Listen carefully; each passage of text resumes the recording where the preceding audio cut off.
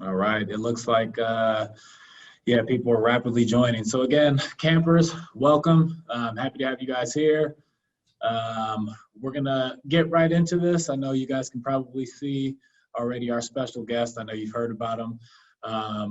But just to give a quick introduction, we do have Shaun Livingston with us. He's from Illinois, played high school basketball over there where he was actually Mr. Basketball in the state, a McDonald's All-American, had a great high school career. Because of that, was actually drafted straight out of high school in 2004, was the fourth overall pick. Played a couple seasons and then unfortunately suffered a really tough knee injury that was actually a career-threatening injury, but fought back, did a great job of fighting back throughout the years. Played for about 9 NBA teams, even did a stint in the G League before really re-solidifying himself as an NBA player and had a huge impact on the Brooklyn Nets. After that, he came over to the Warriors, came with the good guys, where he played 5 seasons. In those 5 seasons, it included 5 finals appearances, 5 in a row, including 3 NBA championships. Shaun obviously played a huge role in our success throughout those 5 years, and retired actually a Golden State Warriors legend. He's actually still with the organization now in the front office. So, Shaun, we can't hear everybody clapping it up, but on behalf of the Warriors Academy and for all our campers, we just want to clap it up for you real quick. Appreciate the love out there. Appreciate the love out there. And thanks for having me on, Jose, as always, man. Of course, man. Thank you for joining us. We'll get right into it. We do have some questions for you. The first one I want to talk about, I know I just spoke on, obviously your path to the NBA. Even for some of our campers, it's funny. I was thinking about this today. I think everybody knows about the kind of the one and done phenomenon that's going on now. But when you came out, they were still able to have players come straight from high school. So obviously you were a huge, a high school phenom that enabled you to get drafted straight out of high school. But not only your unique path to the NBA, really throughout the NBA. Again, not to harp too much on it, but it was a huge part of the career, obviously, and a huge part of your journey having a career-threatening injury.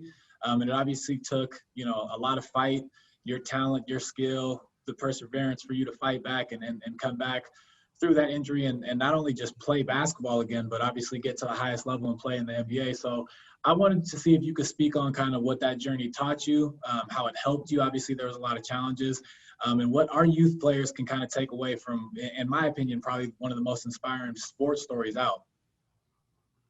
Yeah, great questions, by the way. I think to answer it shortly, I think, the takeaway is we all have a story, right? And that's what makes us all unique.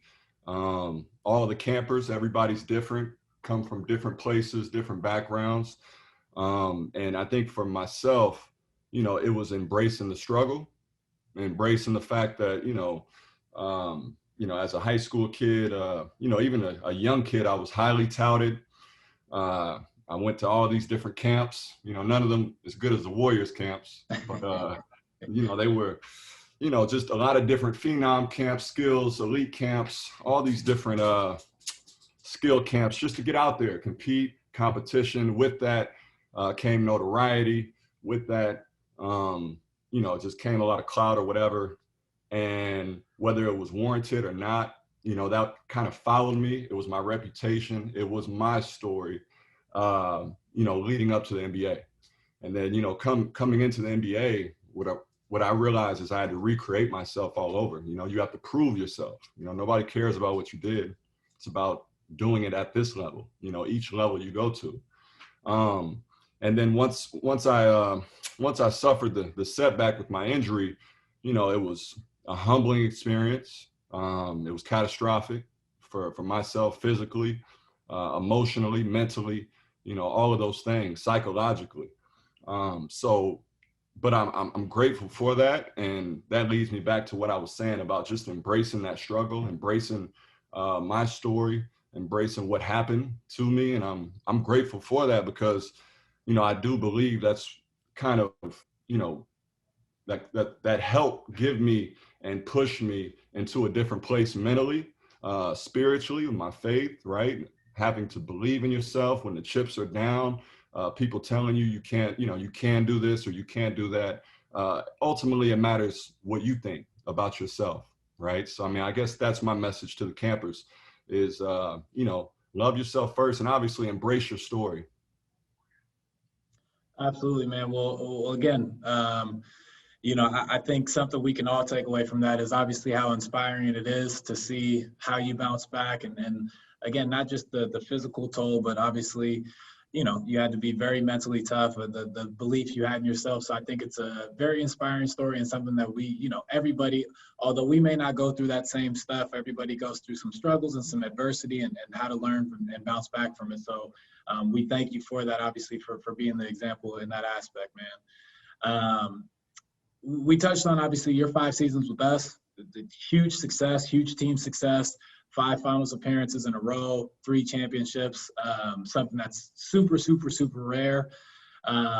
You played a huge role in that. And we all know about, you know, we had all-stars, we had our guys that we're still cheering for and the Clays and the Stephs, Draymonds, obviously we even had KD at the time. So a lot of talent, but if you can, we hear a lot about them. Can you speak on actually kind of the other guys and you know, yourself even being one of the, what Shaq calls the others, right? And obviously how integral of a role you guys all played, but the takeaway and how much, you know, those guys mean to you and obviously our organization as well. Yeah.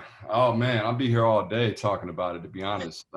It really, you know, I think you got to give a lot of credit to, you know, first Bob Myers, then Steve Kerr, you know, for creating the roster, creating the guys and looking at, you know, looking at the personalities as well, you know, not just, you know, of course you win with talent and you want to have good basketball players. That's what we're there to do. But it matters. I think it's underrated about guys' characters. We talk about that word character a lot. And I think it's, you know, it can mean a lot of different things, but for us, it was, you know, about, you know, what we were doing when people weren't watching, right? How we treated others, you know, if they couldn't do anything for us. And then who were we when the chips were down? And I think that was, you know, persevering through a lot. I think we had a lot of guys who had stories of perseverance where they were underdogs, where they were, you know, they played with a chip on their shoulder, where they had to prove themselves. People didn't believe in them.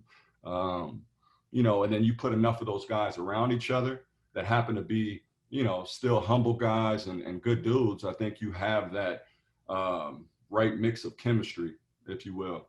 And so I think, again, with Steve Kerr, being a guy that played for, you know, Phil Jackson, legendary coach, who coached Michael Jordan, Kobe Bryant, Shaquille O'Neal, all the greatest players. And then also Greg Popovich, another legendary coach, who coached Tim Duncan, Tony Parker, Manu Ginobili. And, you know, each of those guys having their philosophies, I think rubbed off on Steve Kerr. Steve being, you know, not necessarily a star player, but playing with star players as Michael Jordan, being, you know, coming off the bench, understanding what it means to have everybody engaged and to buy into the team. And it's hard to do a lot of the times because we all want to look good. We all want the credit. We want to look good. You know, I want to be on Sports Center, you know, but it's ultimately about playing for the next guy, playing for something bigger than yourself. And that's kind of why, you know, that's why you see the champagne. That's why you see the tears. That's why you see, you know, guys hugging each other at the end, you know, because it's about that journey of embracing those, you know, those traits. Absolutely. Well, a couple things to touch on with that. First, I do want to say that no one has a better mid-range reel than you. If talk about a highlight reel, no one in the league, certainly on our team. You up there. But again, I think a lesson certainly for our campers to take away, and myself being fortunate enough, and the entire academy team. One thing that we did know right away, and again, today's just another example of, you know, the guys that you guys were off the court and your willingness to always come to camps and share your experience and the kind of people that you guys were and are. It was no secret to us why you guys had so much success when you mixed that with obviously the elite kind of talent you guys had. So again, today's just another example. So we thank you for that. And I think, again, a great thing for our campers to kind of learn is, who you are off the court as well. We always talk about sharpening your skills on the court and the drill work and working on your game, all that stuff. But it may go left unsaid, maybe a little too much sometimes of making sure the character you have off the court as well. So I think you guys have embodied that phenomenally and something we can all take away from. So again, thank you for that. One thing I do want to talk about, I know we talked about, obviously, I just touched on you coming to camps and even today, like today, but a highlight for the basketball academy, at least during your 5 years here, was being able to host the overnight camp. It featured, Zaza Pachulia and yourself. It obviously meant a lot to us, but I wanted to ask you and see if you could speak on, what it meant to you, why it meant so much to you to be a part of, the youth basketball community in our area and come out and speak to them and try to inspire our youth players as well. Yeah.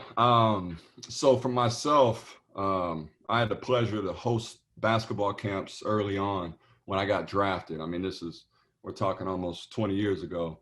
But, with that experience of hosting them where I'm from in Illinois, I got a chance just to see the impact that it can have on kids, when you come back and whether it's, just playing a game one-on-one, whether it's just having a conversation with the kid, but just being present and giving your time, giving your energy, to the youth and paying that forward. And so for me, I think it was a no-brainer. The icing on the cake, of course, was, working with yourself, Jeff, Tony, the whole gang. And making it a seamless fit, for myself, Zaza, Quinn Cook, the rest of the guys that came back. But my favorite part especially was, the overnight camp was, going into the dorms, right? Going into the dorms. It's less about basketball, more just about, just the interaction, the engagement, because it's real, it's authentic. And then you see the kids. A lot of the times it's, it's a surprise. Who is this dude? Who is this coming in, walking in the room, 6'7"? And it's amazing because it's all natural, right? Nothing scripted, nothing's off the, you're not reading from anything. It's just natural interaction. And that's ultimately the best part. And, it stuck out to me, something that I still think about, and hopefully something that the campers, stick out to them as well. Absolutely. Well, I can tell you, especially with having a lot of return campers and people that, were at the overnight camps that you were a part of. I think that's what sticks out to them the most as well. Obviously, being on the court and playing 5-on-5 and 3-on-3 and all the competitive stuff, that's fun. That's great. And definitely some memories for them. But speaking with all the campers and certainly even for us as the camp staff, it's always been the most memorable to see your guys' interactions. And like you said, the authentic interactions with you and the campers and the players and the campers they have, and something that I think memories that'll last a lifetime for, sounds like both parties. Cause like you said, even yourself, you'll never forget that. So that's big time. And again, something that we thank you for a lot. It was always fun. Absolutely. Heading into obviously the camps, you were able to, after your retirement, you're part of the front office. You were able to come back to the facility, what used to be your guys' practice facility, and then seeing kind of what we've turned it into. We've added some hoops. We added the Shoot 360 technology, which is the shooting guns, the skills cages. So you were able to come check that out. I wanted to know what your thoughts after shooting on the gun and kind of really being able to see that a little bit more in depth. What are your thoughts on, what you think the Shoot 360 and the facility we have here, the effect it'll have on, the next generation of players that come through here and get some training? Well, my first thought of Shoot 360 was it felt like a kid again. It just felt like and the second thought was like, man, who has the record in here? And then I found out it was you, of course, and that's to be continued. But I think what it's going to do for the youth, honestly, again, after that, it was just thinking about like, man, you just wish that we had that growing up. Because those type of opportunities to have where you can go to a gym and have all of the analytics and all of the statistics and things that can help you. And granted, these are things that we are tracking in the NBA, right? I mean, this is the highest level of sports where guys get paid, to play basketball. So when we're tracking these things, and you can go to a gym and feel like you're getting the same type of performance. It's truly incredible. It really is. To shot, your shot tracking and where left or right, the depth of it. I mean, it truly is remarkable. What the Warriors were able to do, with that facility. And so I encourage everybody to, experience it. If you haven't yet, go check it out. Go check it out. And not just shooting as well, whether it's ball handling, they have passing, there's different skill training games, that you don't even feel like you're working out, right? I mean, because it becomes fun, and then you immerse yourself into it, and then that's where you get into the flow, not even knowing that you're probably getting better, right? And so I definitely encourage that, and can't wait to go back. Man, we can't wait to have you back. Hopefully you don't come back too often and get too good, because we know that record that you touched on won't last too much longer. And to be clear, that was the shooting record, but you talked about the passing. That's a record I certainly don't have. So so that's up for grabs. But absolutely, man, we appreciate you coming in. We can't wait to get you back in here and have some fun with it, and obviously encourage all our campers to come check it out as well. Moving forward, again, after your retirement, you were able to stay with the organization, which we were thrilled to have you be a part of us, obviously. And so for those that don't know, you're in the front office. If you can kind of just speak on a little bit, I know there's obviously limitations, especially with free agency and different things that we won't talk to you too much about, but if you could just kind of explain your role and the challenges, opportunities, how the transition's been for you into the front office after your playing days. Sure. Yeah, it was, so my transition, it's been good. I think I would say my biggest role in the front office is more of a mentorship, right? For the young guys, specifically James Wiseman, a player who played 3 college games. And so essentially you look at him and say, well, this guy is really out of high school, Yeah. And so now just what is the learning curve? For a player that's coming out of high school, playing in a grown man's league, playing every day, having to train like a professional, that was something that I was very fortunate to experience coming out of high school. So, I lived it. And so now to be able to share some of whether the challenges, the hurdles, the pitfalls, advice, whatever it is, to be a support system for these young guys, I would say that's probably the most impactful part of my job, and the most rewarding as well. And then, some of the other stuff is, just learning, I guess the nuances of the front office, whether it's scouting, whether it's analytics, just different, whether it's the cadence of the games. I mean, it could also be, just as rewarding. It can be frustrating because you're not on the floor, with the players, being a player, you're in the locker room, you're in the huddles, so you live and die kind of by the game, and, your heart's out there. In the front office, it's more of a bird's eye view.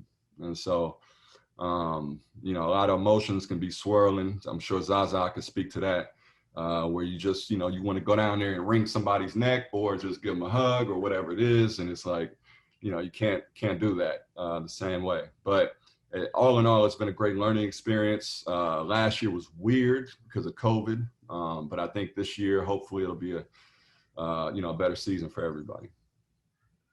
Indeed, man. Well, again, on behalf of the Academy, we just want to wish you the best of luck moving forward with that. We know there's not a better person, and obviously with Zaza, not two better people in that position. So with that being said, I know you brought up his name.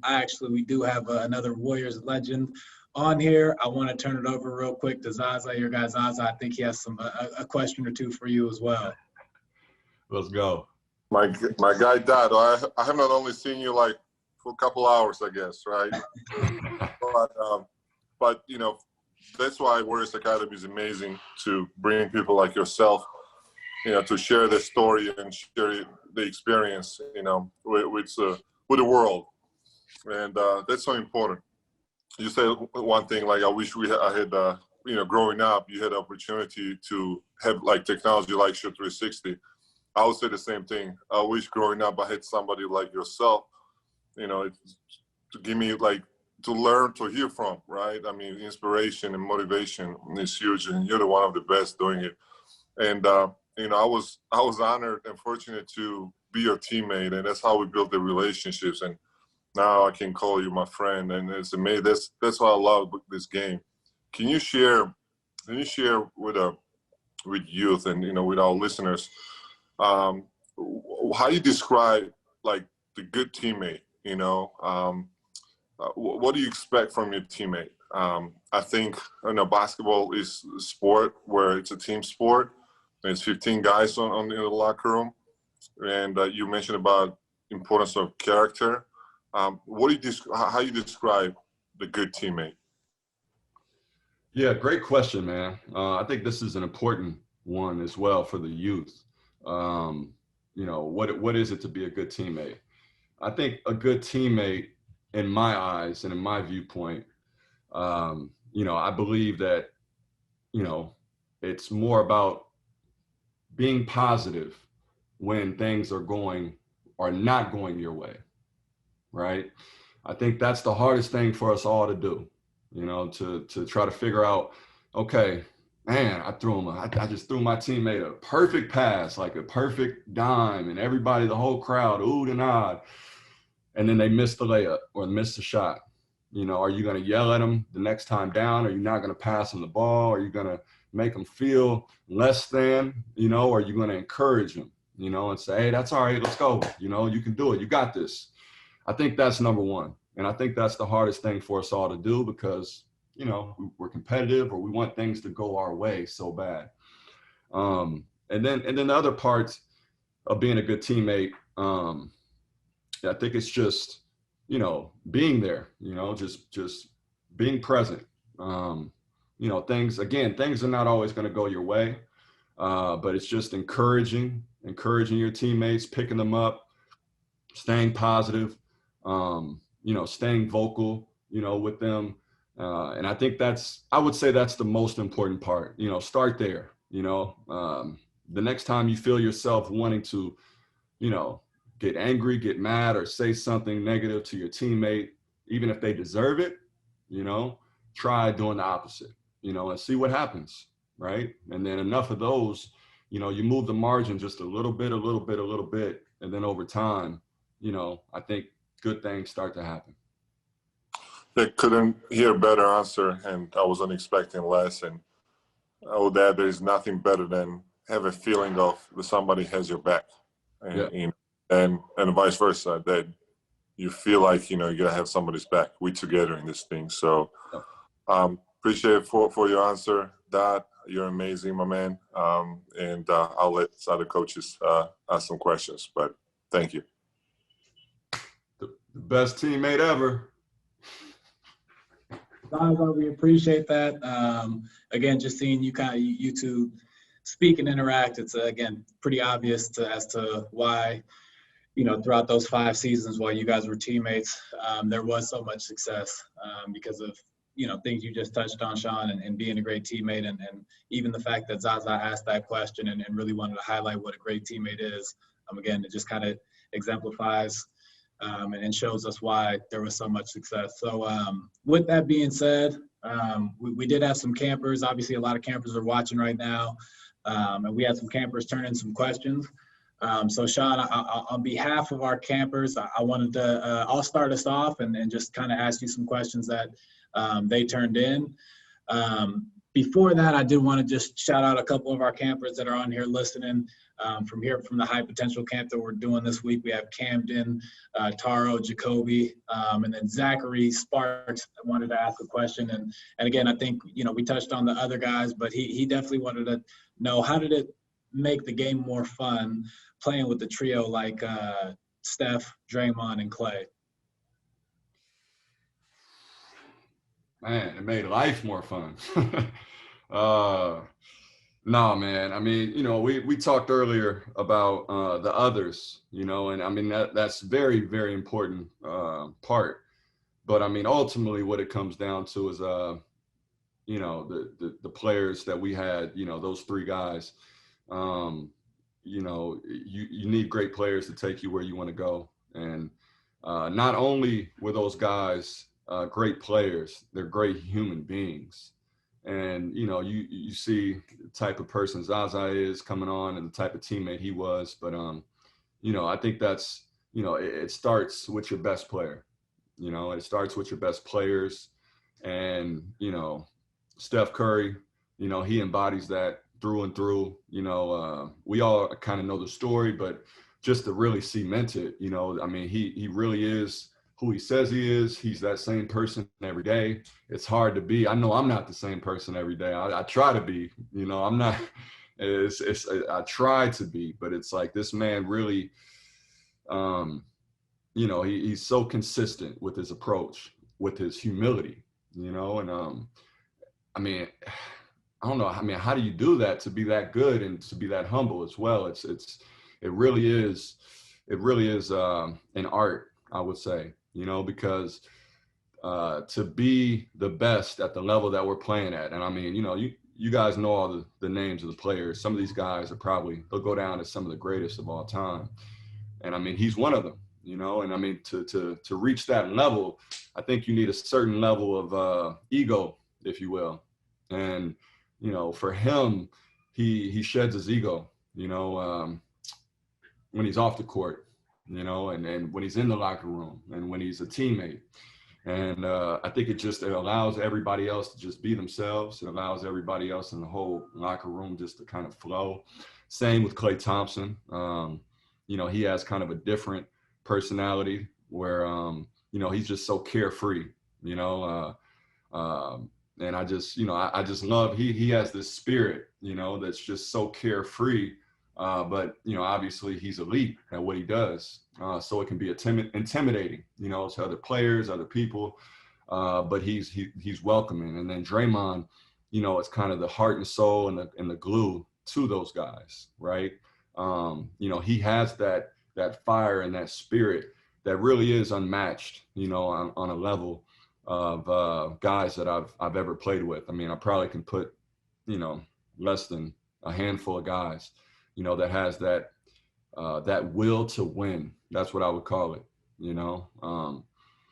and, you put three of those guys on the team together in the same locker room, magical things happen. And I mean, I think we're all grateful to them. And, I'm pretty sure they got some more magic left in the tank. Indeed, man. Well, thank you. I want to pass it over now. I believe I'm going to Vianne or Perk. I'm not sure which one I'm going to first, but I think it's V. She has some questions for you. We're going to pass it over to the rest of the team. Awesome. Thanks, Jose. What's up, Shaun? How you doing? V, what's up? Thanks for coming. Thanks for talking to the campers. We love having you on.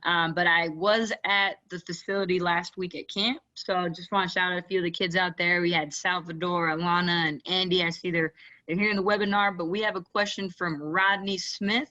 I like this question because a lot of us obviously just see under the lights, right? Like we see you play, we see Steph play, we just see the game and we see the final product. But Rodney is asking, how can I get better at 5-on-5 basketball? Great question. Mm-hmm. Keep it simple. I like it. Well, I would say, practice, of course. I mean, it's, I'm going to give you all the generic answers.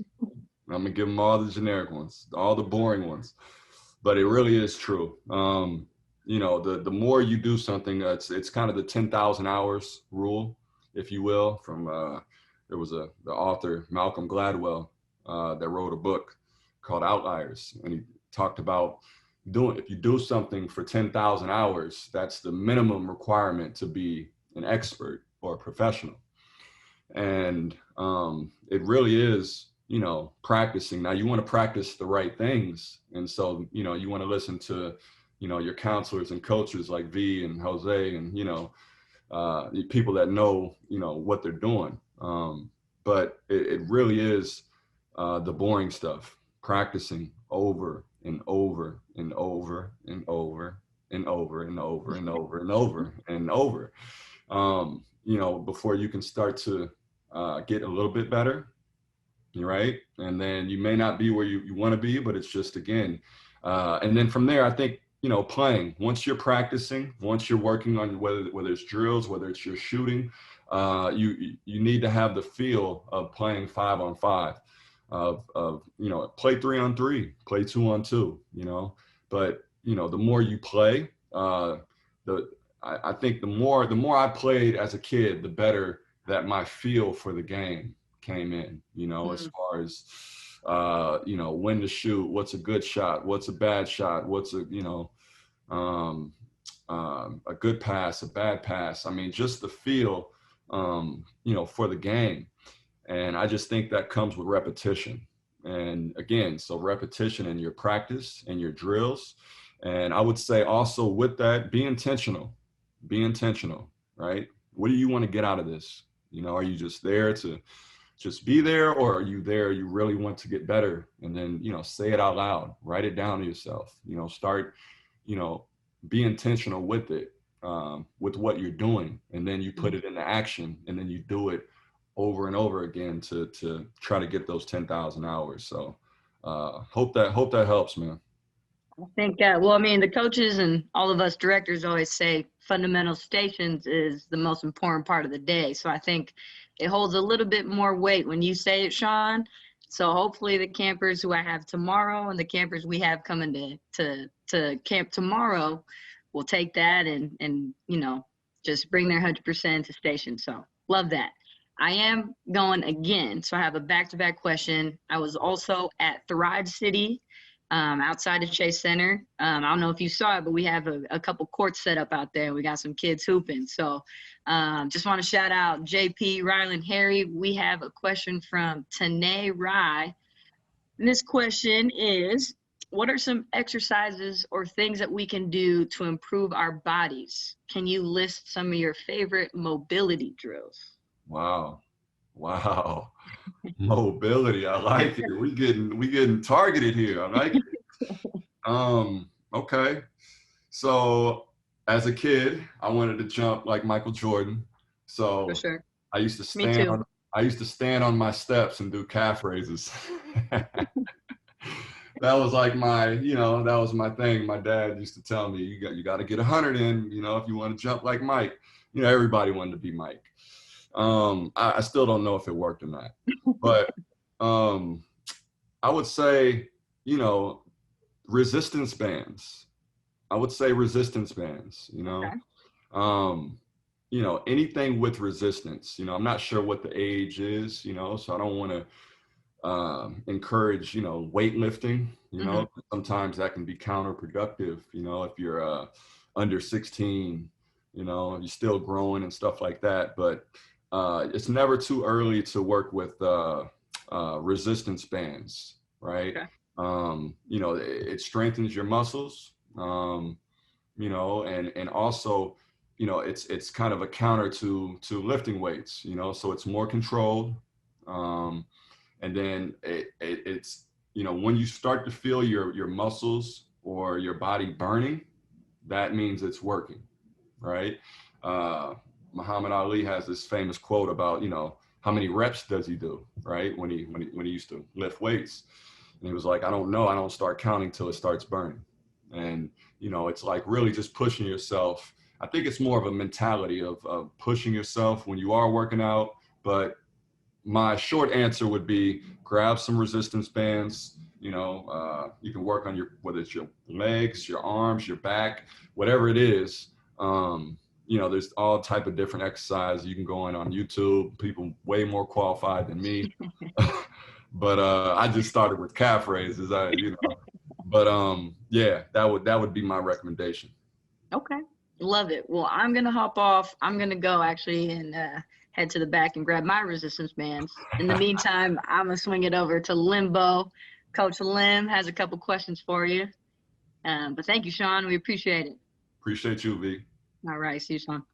Shaun, man, I had to come on with the old school braids. I knew you was here, so I grew my hair out.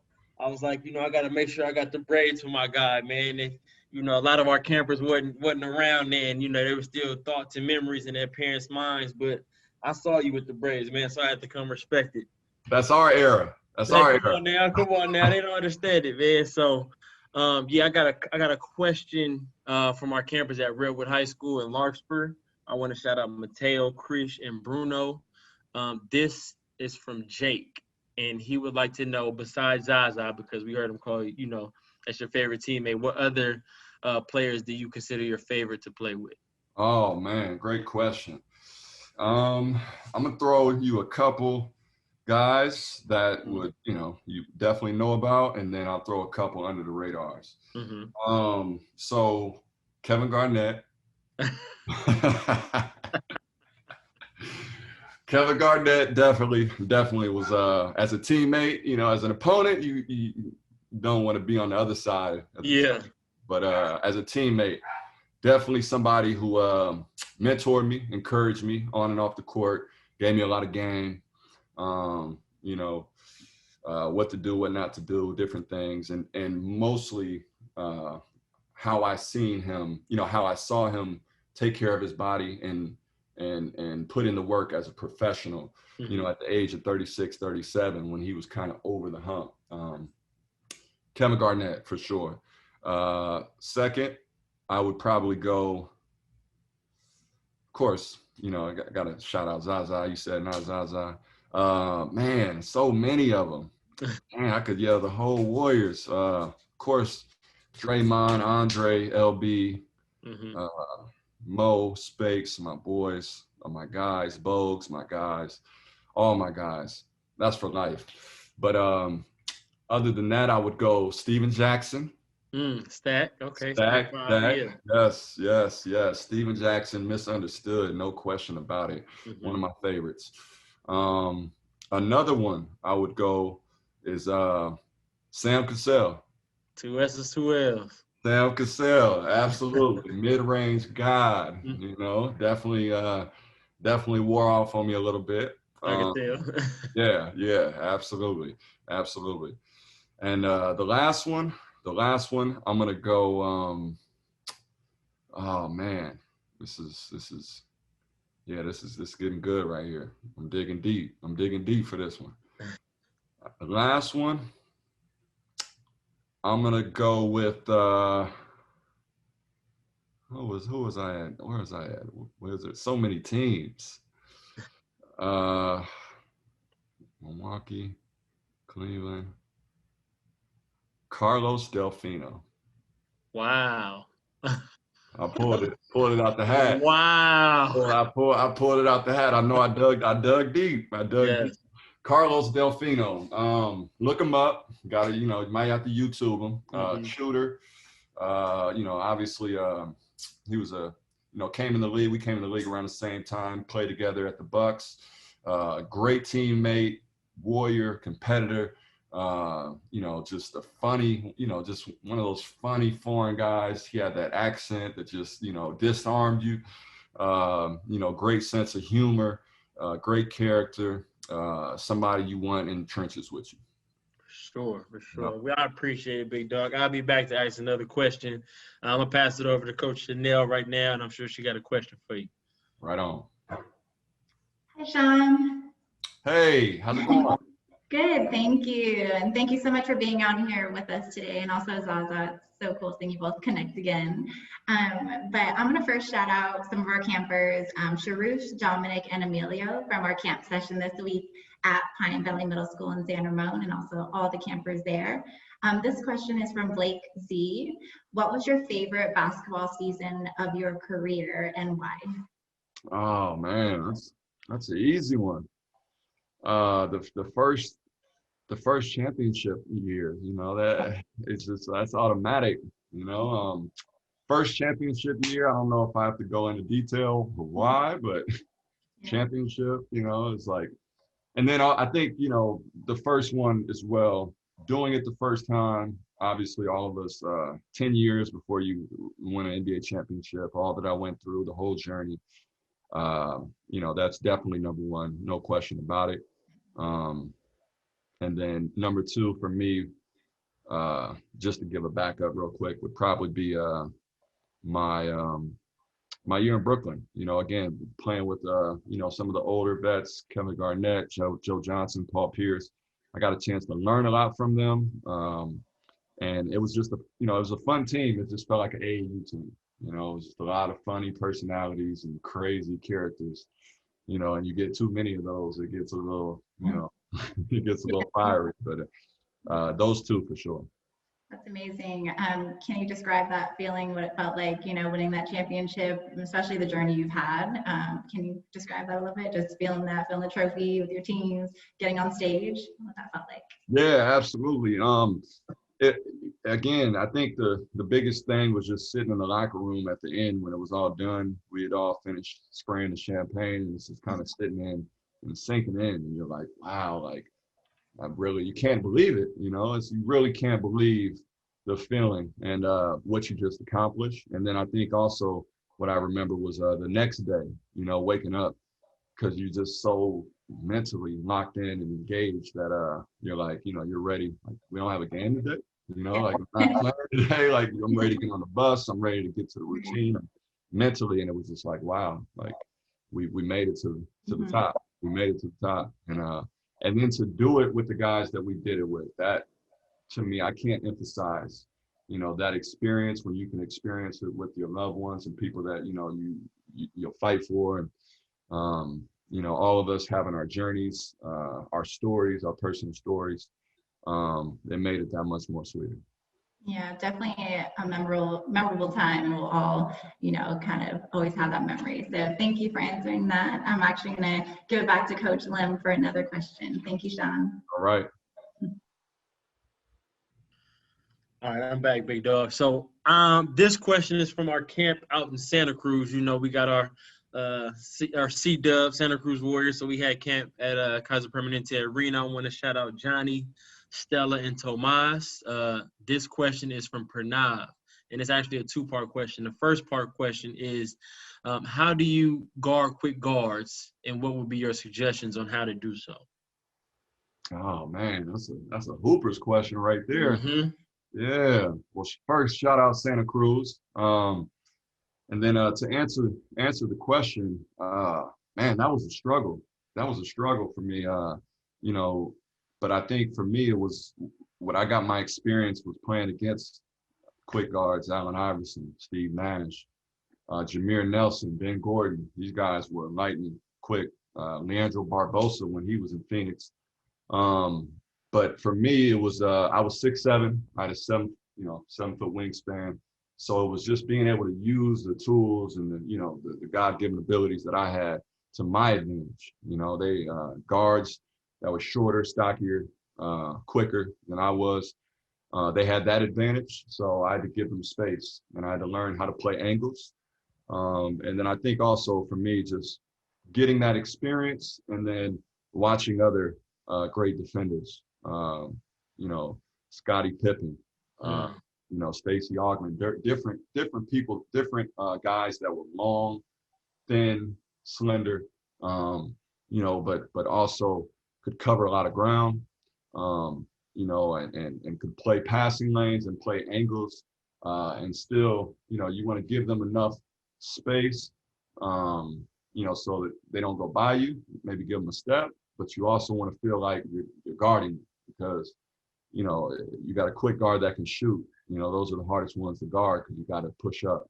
And so, you always kind of want to be a hand length away, right? And it's almost making them feel you in a way to where, you feel like you might block it, but they don't know. So you're keeping them guessing. And then you're hopefully throwing off their rhythm. The great players, it might not matter as much, but, over time, I think I got, I picked up some good experience from that.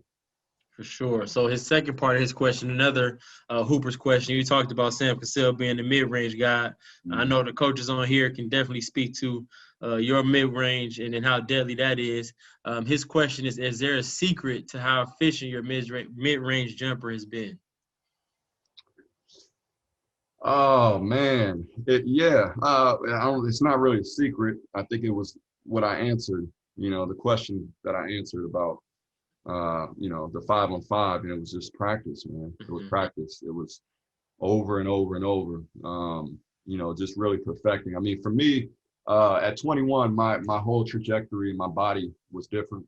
My athleticism wasn't the same, so it was using what I had, which is my size, my length, and my ability to kind of make plays, and pass the ball. That was always my strength.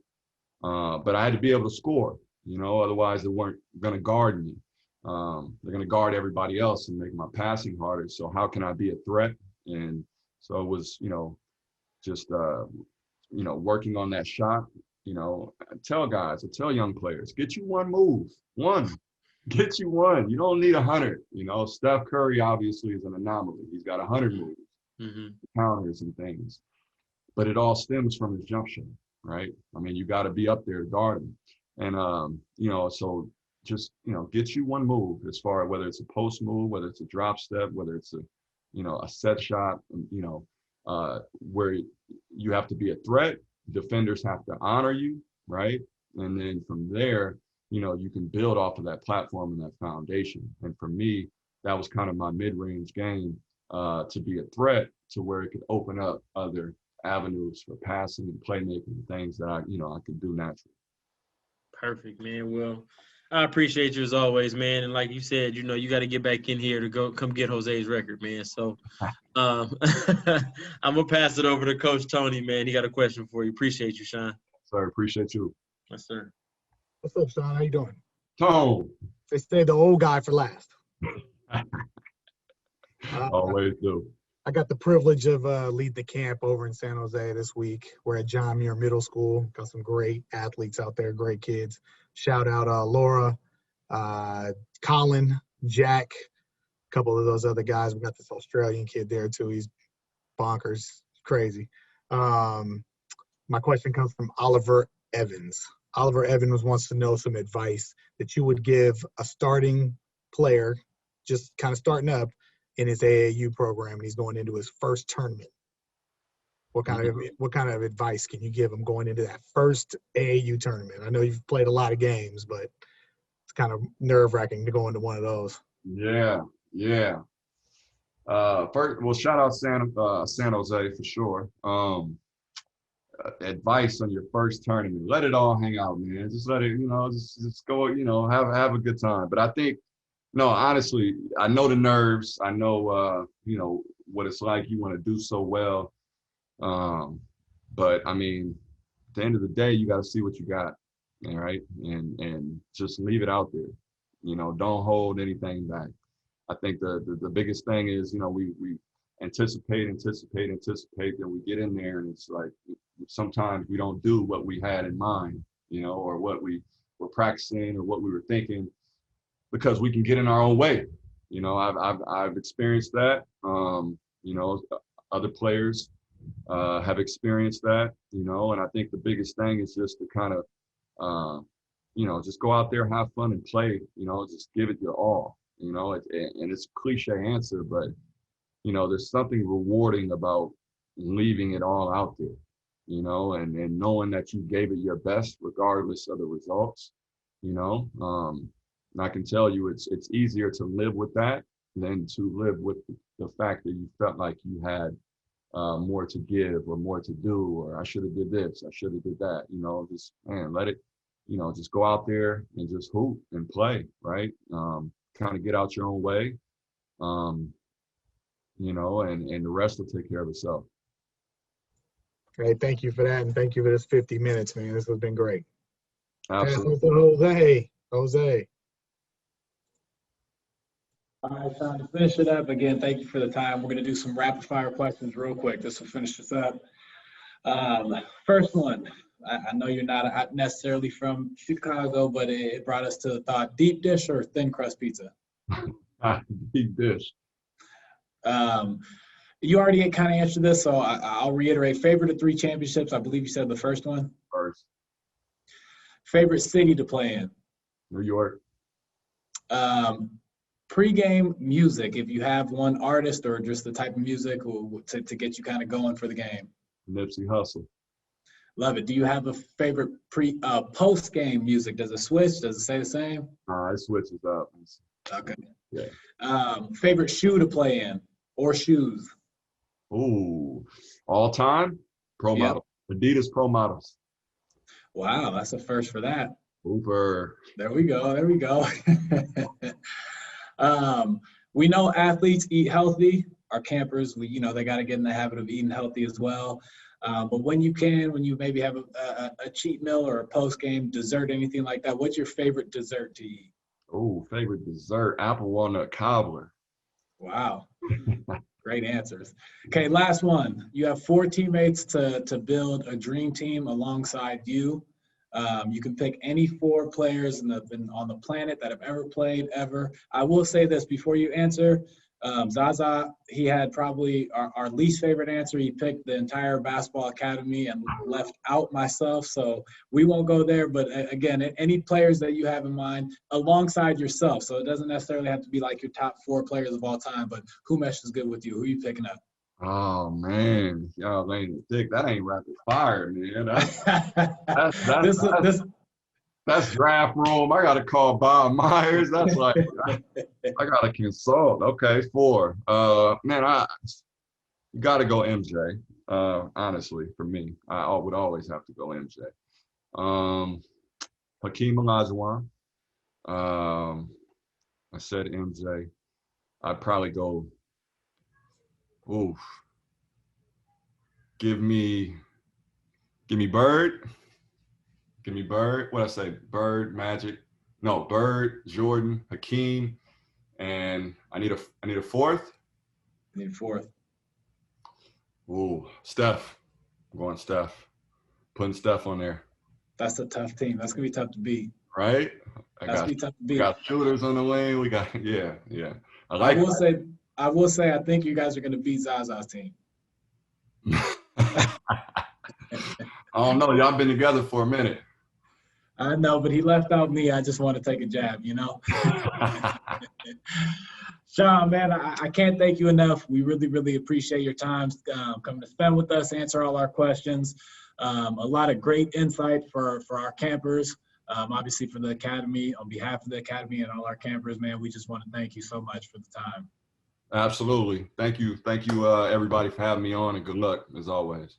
Absolutely. We'll see you soon. Can't wait to get you back to the facility. Campers, we appreciate you guys being on. For those of you who are still at camp, we'll see you guys tomorrow. Let's get ready to work. Everybody else, thank you guys so much. Jose, by the way, you still couldn't make it. You still couldn't make the team. You're still a free agent. Shaun, am I the 6th man? So, yeah, you on Z? On Zaza?